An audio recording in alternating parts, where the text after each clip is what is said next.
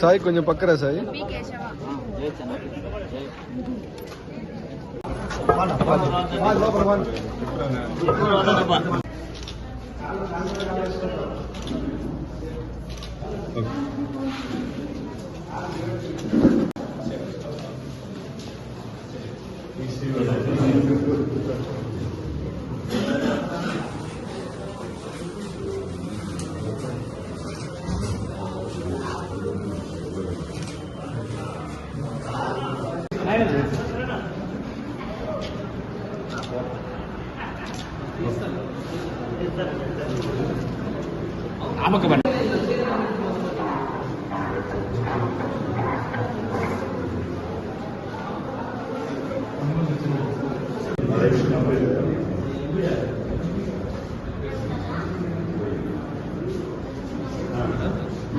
అని చెప్తాడు.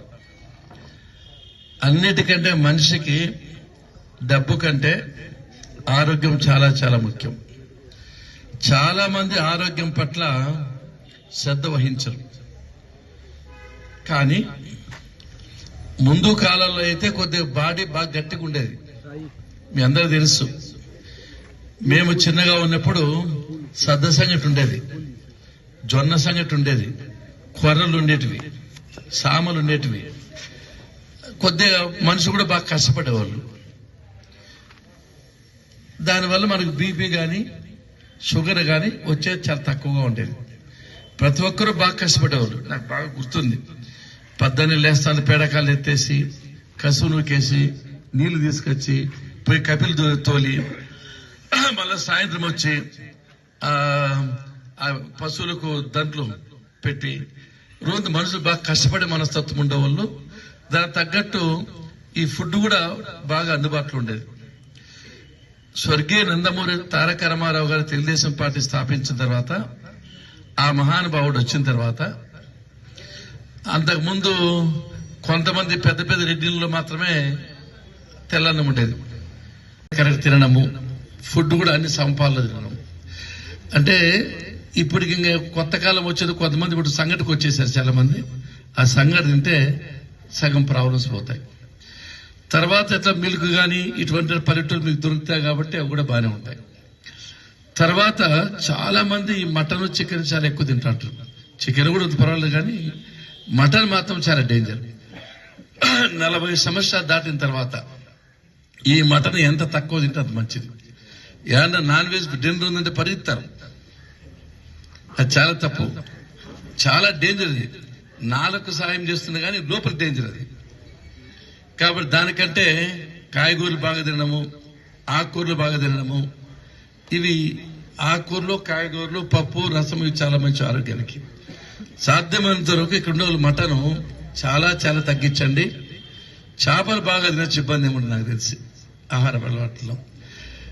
బిడీలు తాగేవాళ్ళు, సిగరెట్ తాగేవాళ్ళు చేతులు ఎత్తండి.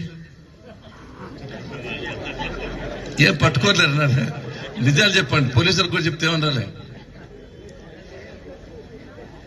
బిడీలు సిగరెట్లు వేసి పెడితే అంత మంచిది. చాలా మంది చెప్తా, అబ్బా నేను 4 బిడీలు ఎక్కడ తాగుతాను ఒక దినానికి గొప్పగా చెప్పుకుంటారు. చాలా ఇబ్బంది. బిడీలు కానీ సిగరెట్లు కానీ తాగేది ఆరోగ్యానికి ఏమాత్రం మంచిది కాదు. కూడా పిలుస్తాము.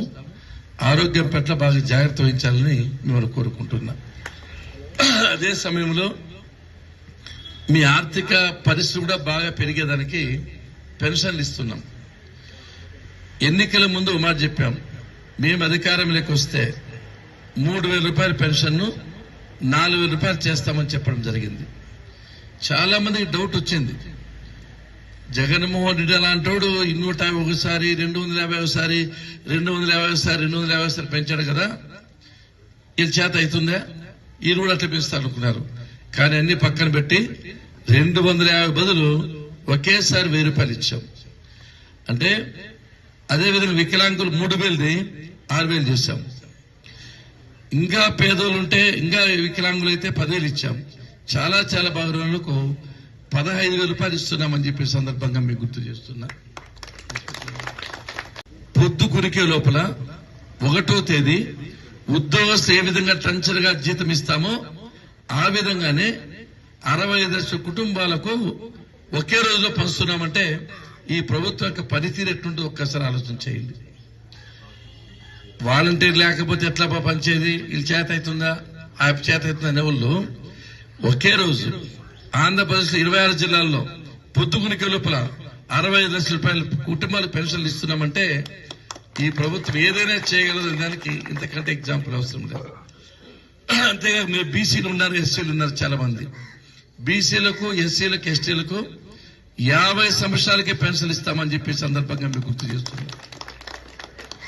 ఓసీలకైతే 60, బీసీలకు, ఎస్సీలకు, ఎస్టీలకు 50 సంవత్సరాలు పెన్షన్ ఇస్తాం. అంటే ఈ ప్రభుత్వం బీసీల ప్రభుత్వం, ఎస్సీల ప్రభుత్వం, ఎస్టీల ప్రభుత్వం అని చెప్పకనే చెప్తున్నామని చెప్పి సందర్భంగా మీకు గుర్తు చేస్తున్నాం. అంతేకాకుండా ఆడవాళ్ళు కూడా అనుకుంటారు, అది సార్ మాకైతే చెప్పడం లేదు సారు, మా పరిస్థితి ఏమైంది, మీ దగ్గర కూడా వస్తాను తల్లి. ఎన్నికల్లో ప్రామిస్ చేశాం గ్యాస్ సిలిండర్ 3 ఫ్రీగా ఇస్తామని. తొందరలోనే 1 పైసా